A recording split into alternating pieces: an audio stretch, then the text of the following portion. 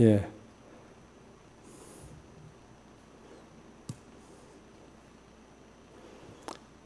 다 같이 찬송가 400장 찬송하심으로 새벽 기도를 시작합니다.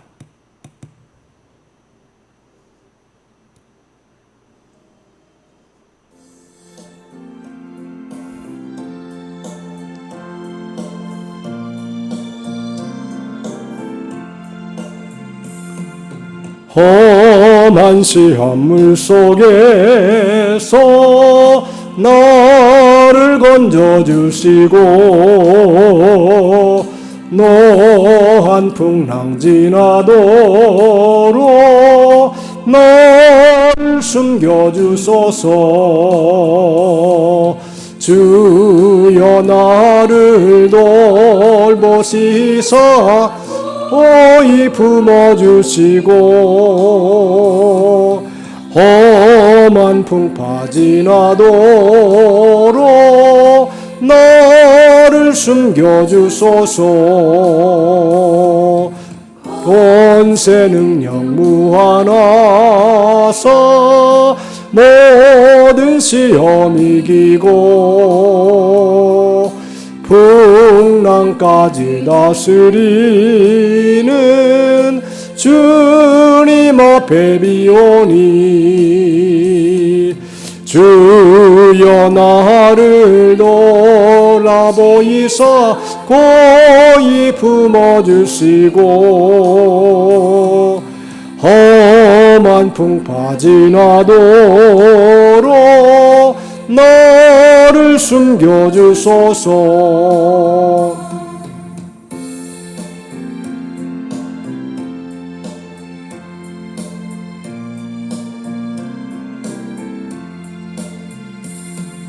죄악길에 빠진 이 몸 캄캄한 데 매며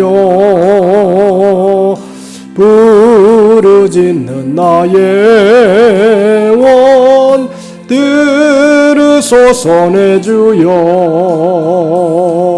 주여 나를 돌보시사 고이 품어주시고 험한 풍파 지나도록 나를 숨겨주소서.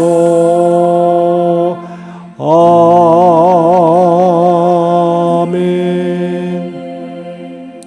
하나님 말씀 욥기 1장 1절서부터 5절까지를 봉독해 드립니다.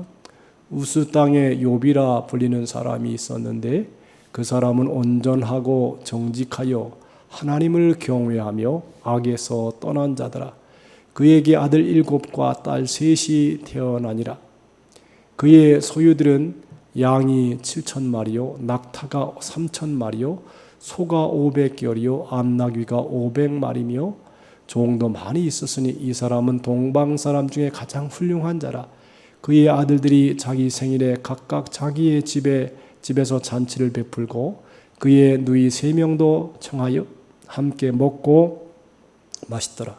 그들이 차례대로 잔치를 끝내면 욥이 그들을 불러다가 성결하게 하되 아침에 일어나서 그들의 명수대로 번제를 드렸으니 이는 욥이 말하기를 혹시 내 아들들이 죄를 범하여 마음으로 하나님을 욕되게 하였을까 함이라. 욥의 행위가 항상 이러하였더라. 아멘. 오늘서부터는 욥기에 대한 강의를 말씀드리겠습니다. 이 욥은 족장 시대, 즉 아브라함과 비슷한 시대에 살았던 사람입니다.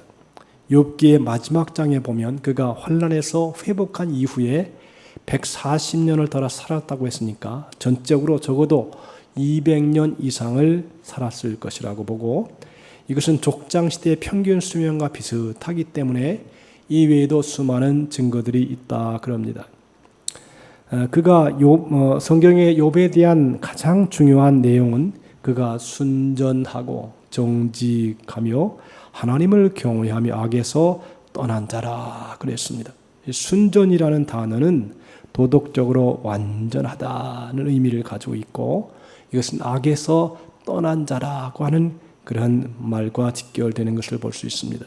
정직이라는 것은 좌우로 치우치지 아니하는 것, 또 꼭 고듬을 뜻하는 말로서 하나님의 기준을 벗어나지 아니함을 가리키고 하나님을 경외하는 삶과 직결됨을 얘기하는 것입니다. 이처럼 욥은 정직과 신앙, 순전한 생활, 즉 신행일치의 사람이었습니다. 물론 욥이라고 해서 죄가 전혀 없는 사람이었을 수는 없지만 적어도 이 본문이 증거해 주는 사실만을 보면 아주 모범적으로 경건한 신앙인이었음에 틀림이 없는 것입니다. 그렇다면 그처럼 순전하고 정직했던 욥이 보여주고 있는 경건 생활의 본은 구체적으로 어떤 것이었는가? 금욕주의적인 외식은 아니라고 하는 것입니다. 경건 생활이지만 그는 하나님의 축복을 받아서 부를 누리면서 살아가는 사람이었습니다. 그 소생은 남자가 7이요 여자가 3이며 그 소유물은 양이 7천이요 약대가 3천이요 소가 500개월이요 암나귀가 500이며 종도 많이 있었으니 이 사람은 동방 사람 중에 가장 큰 자라. 그 아들들이 자기의 생일이면 각각 자기의 집에 잔치를 베풀고 그 누이스에 또 청하여 함께 먹고 마셨다라고 말씀하고 있습니다. 욥은 우선 자식 부자였습니다. 소생 즉 자녀들은 남자 아들이 7이고 여자가 3이었습니다. 7남 3녀였습니다. 사실 자식이야말로 부모에게 있어서 가장 큰 복이요 최고의 재산이라 그렇게 아니할 수 없습니다. 욥은 그런 자식복만 가졌던 것이 아니라 물질적으로도 거부였습니다. 양이 7천이요 약대가 3천이요 소가 500개월이요 암나귀가 500이며 종도 많이 있었으니라고 했습니다. 굳이 오늘로 액수를 환산해 볼 필요 없이 당대 재벌이나 마찬가지였습니다. 아주 넉넉하고 풍성한 삶을 살았습니다. 그래서 본문에서 욥은 동방 사람 중에 가장 큰 자였다 그랬습니다. 비록 비단 재산뿐 아니라 인격, 명예 모든 면에 있어서 실로 크게 존경을 받는 최고의 유명 인사였다고 증거하는 것입니다. 그러므로 부자를 경멸하면서 소위 청빈을 자랑하는 것은 경건 생활이 아닌 것입니다. 참된 경건은 불교의 중들이 대단히 고상한 가치처럼 내세우는 무소유를 통해서 이루어지는 것이 아닌 것입니다. 만약 그렇다면 그들이야말로 세상에서 제일 경건한 사람이 될 것이 아니겠습니까?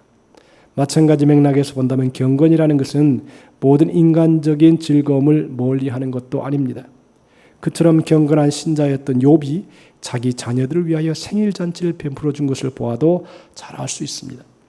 각각 자기의 집에서 잔치를 베풀고 그랬습니다.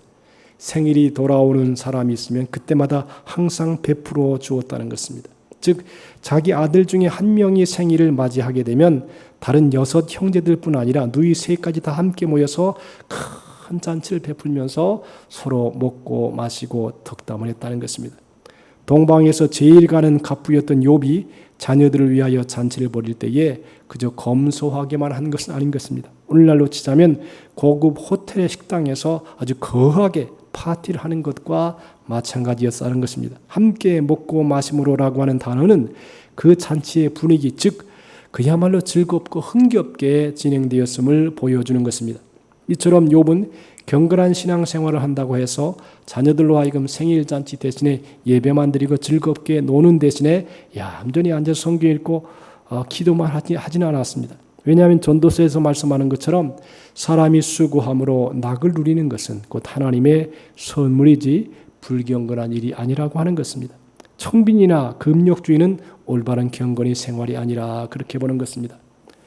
오직 사람 앞에서 좀 점잖고 거룩하게 보이는 행위일 뿐입니다. 돈을 많이 벌고 인생의 낙을 즐기는 자체는 결코 불경건한 일이 아니라 오히려 하나님께 주시는 축복의 선물임을 우리가 알고 생활해야 된다는 것입니다. 이 경외심이란 진정 참된 경건 생활입니다. 그 잔칫날이 지나면 욥이 그들을 불러다가 성결케 했습니다. 아침에 일어나서 그들의 명수대로 번제를 드렸습니다. 왜냐? 혹시 내 아들들이 범죄하여 마음으로 하나님을 배반하였을까 함이라 그랬습니다. 욥의 행사가 항상 이러하였습니다. 욥은 자기 자녀들이 생일 잔치를 즐기는 것으로 적극적으로 권장하고 후원한 것처럼 그것이 끝나고 난 후에 사후처리 역시 세심하고도 정성스럽게 지도를 했습니다. 즉 잔치가 끝난 다음 날 아침에 일어나면 즉시 자녀들을 다 불러서 성결케 하는 제사를 드렸던 것입니다. 나중에 율법과 성막을 통해서 제사장들이 제사를 지내는 시대가 오기 전까지 이 족장 시대에는 집안의 가장이 그 직무를 대행했습니다. 즉 아버지가 자기 가족을 위하여 희생 제물을 바치고 그들을 축복해 주는 가정의 제사장 역할을 했다는 것입니다. 번제는 이미 노아 홍수 이후부터 나타나는 제사로서 희생 제물 전체를 태워서 하나님께 바치는 제사였는데 욥이 드린 번제는 자녀들을 성결케 하기 위한 것이었기 때문에 일종의 속건제였을 가능성이 크다 그렇게 보는 것입니다. 왜 욥의 자녀들을 성결케 하는 번제를 그것도 그들의 명수대로 드렸던 것이었겠습니까? 그 이유는 혹시 내 아들들이 죄를 범하여 마음으로 하나님을 배반하였을까 생각하기 때문이었습니다. 즉 잔치를 하면서도 마음과 뜻이 다른 곳에 있으면 안 됐다라고 하는 그런 의미입니다. 하나님을 배반하였을까 함이라고 하는 것은 욥의 자녀들이 하나님을 믿는 신앙 자체를 완전히 버리는 배교를 뜻하는 것은 물론 아닙니다. 이것은 그들이 잔치를 즐기는 가운데에서 혹시라도 하나님보다 인간적인 쾌락을 더 사랑하는 죄나 그런 즐거움을 누리게 된 것에 대해서 하나님께 감사드리는 것을 잊는 죄를 가리킨다는 것입니다. 욥은 이처럼 자기 자녀들의 신앙 생활을 그야말로 먹든지 마시든지 무엇을 하든지 다 하나님의 영광을 위하여 하도록 철저하게 가르치고 세심하게 점검했다라고 하는 것입니다. 이 욥의 경건 생활이라는 것은 그 기준을 항상 하나님 앞에 두는 것이었습니다. 이처럼 참된 경건이란 사람 눈에 거룩하게 보이는 것이 아니라 하나님 앞에 올바르게 살아가는 것입니다. 그러므로 무슨 실족을 하거나 죄를 저질렀다고 해서 무조건 불경건한 사람이 된 것은 아닙니다. 아무리 신실한 신자랄지라도 어떤 죄도 짓지 않고 단 하루도 지낼 수 있는 사람이 어디에 있겠습니까? 설사 몸으로는 죄를 짓지 않는다 하더라도 마음으로 하나님을 배반하는 죄는 하루에도 셀 수 없이 많이 범할 수 있다라고 하는 것입니다. 문제는 그런 자신의 죄를 성결케 하는 제사를 스스로 매일 드리면서 살고 있느냐 하는 것입니다. 즉 하루도 빠짐없이 잠자리에 들 때마다 그날을 돌이켜보면서 회개하고 아침에 일어날 때마다 역시 새 한 날의 삶을 두고 경건을 소원하면서 살고만 있으면 비록 본질적으로는 여전히 죄인이라 할지라도 하나님 앞에 경건한 신앙으로 인정받을 수가 있다는 것입니다. 이것이 바로 하나님을 경외하는 경건 생활의 참된 모습인 것입니다.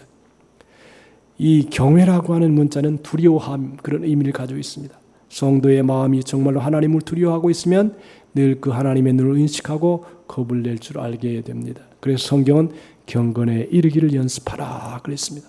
마치 육체의 연습을 통하여 날씬한 몸에 튼튼한 근육을 만들어 가는 것이 보람되고 자랑스러운 것처럼 그렇게 성장하는 경건 생활이야말로 하나님과 사람 앞에 더없이 멋있게 보이고 흠모를 받게 되는 최고의 영적 매력일 것입니다. 오늘도 우리가 이 욥처럼 하나님을 경외하는 정직한 신앙으로 또 악에서 떠난 순전한 경건 생활로 끝까지 우리의 신앙을 아름답게 지켜내는 축복의 삶이 되고 또 하루가 되시기를 주님의 이름으로 축복합니다. 기도하겠습니다. 은혜로우신 하나님 아버지 감사합니다. 참으로 욥은 하나님의 넘치는 축복을 받아서 7 아들과 3 딸을 두었고 늘 그들의 생일날에도 모든 형제들을 모아놓고 자녀들과 함께 잔치를 하면서 기쁘게 인생을 살아가는 것을 봅니다. 오늘도 우리로 하여금 하나님이 주신 축복을 받아 누리게 하시고 또 베풀게 하시고 그래서 하나님의 선한 뜻을 마음껏 행하면서 즐겁게 인생을 살아가는 복된 삶이 되게 해 주옵소서. 감사하며 오늘 하루도 욥의 생활을 본받고 하나님이 기뻐하는 귀한 뜻대로 살아가도록 은혜해 주옵소서. 예수님의 이름으로 기도하옵나이다. 아멘. 하늘에 계신 우리 아버지여, 이름이 거룩히 여김을 받으시오며 나라 임하옵시며 뜻이 하늘에서 이루은 것 같이 땅에서도 이루어지이다. 오늘날 우리에게 일용할 양식을 주옵시고 우리가 우리에게 죄 지은 자를 사하여 준 것 같이 우리의 죄를 사하여 주옵시고 우리를 시험에 들게 하지 마옵시고 다만 악에서 구하옵소서. 대개 나라와 권세와 영광이 아버지께 영원히 쌓옵나이다. 아멘. 할렐루야. 오늘도 은혜 가운데 기도하면서 하루 승리하시게 되기를 바랍니다.